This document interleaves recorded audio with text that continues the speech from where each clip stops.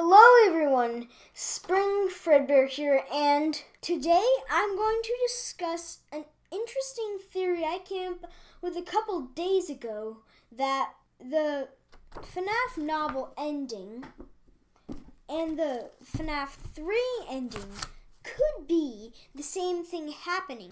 Now I'm going to read the ending to you real quick, and then we'll compare it to the FNAF 3 ending. So before I start reading, I'm going to say massive spoilers.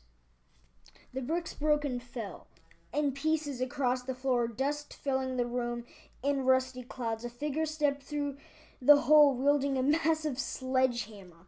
As the air slowly cleared, they saw who it was. Clay Burke, Carlton's father. His eyes set on Carlton. He dropped the hammer and ran to his son, sweeping him into an embrace. He stroked his hair, gripping him like he would never let go. Charlie watched from a distance with relief, touched by an edge of envy. "Dad, I'm gonna puke," Carlton murmured. Clay laughed, but he leaned back when he saw that Carlton wasn't kidding. He bent over on his hands and knees, fighting the urge to retch.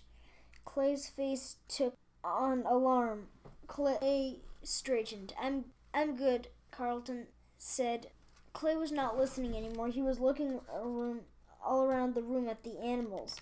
All of them were frozen in time, displaced. "Okay, kids," he said, his voice low and careful. "I think it's time for us to go."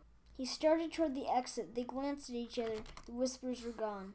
Whatever had been in the yellow Freddy suit slouched against the empty suit was gone, and nobody had seen it move. Charlie nodded. Clay and the rest started forward, heading almost reluctantly to the hole in the wall. Charlie hung back. John stayed beside her, but she guested him forward, taking up the rear. She had barely had time to take a step when something took hold of her throat. Oh, jeez. Charlie tried to cry out, but her windpipe was being crushed.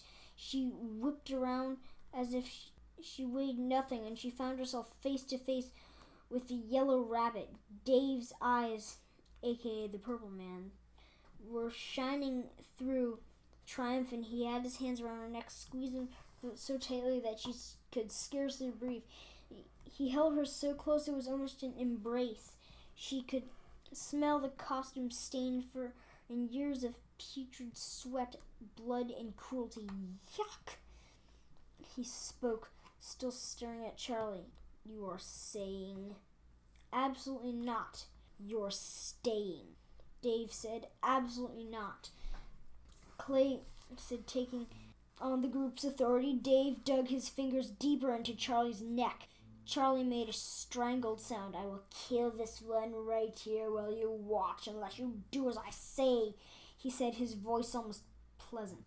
Clay looked at him for a long moment, calculating, then nodded. "Okay," he said, his voice calm. "We'll do as you say. What do you want?" "Good," Dave said, relaxing his grip on Charlie's neck, and took a shaky breath. Clay began to move forward, and the others followed. Charlie looked up at the man in the rabbit suit and met her gaze. It was all you. You killed Michael. You killed Sammy. You killed all the other kids. You took them from me." His eyes should have had something fierce and dangerous in them. They should have been windows to the rotten core inside, but they were only eyes, flat and empty. Charlie plunged her hands into the gap beneath the costume. Dave drew back, but she held on.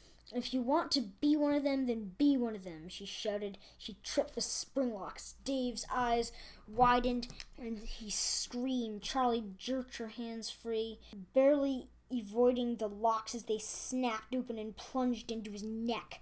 She took a step back, watching Dave crumple to the ground, still screaming. As the costume released part by part, the animatronics inside pierced his flesh, ripping his organs, tearing through his body as if it were not even there. At some point, he stopped screaming, but still withered on the floor for what felt like long minutes.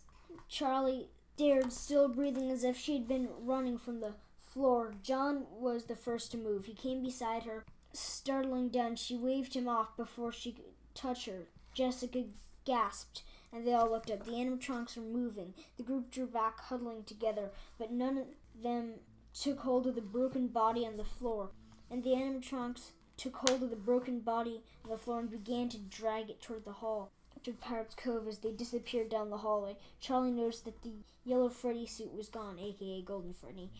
"Let's go," she said quietly. Clayburgh nodded, and they filed out of the restaurant for one last time. So, yeah, as you can see, the endings are very similar, so similar in fact, it's almost obvious, which is why my theory is that the endings are in fact the exact same. Instead of the children being dead, they are Charlie, Carlton, Jessica, Marlo, Lamar, etc. And instead of him breathing and laughing because he tripped the spring locks, Charlie plunges her hands inside and trips him. So that's pretty much my theory, that the endings are in fact exactly the same. And as I said earlier, it's almost obvious now that I think about it. So yeah, anyway, I hope you enjoyed this video. Please like it, and please subscribe. Bye bye, I'll see you in the next video.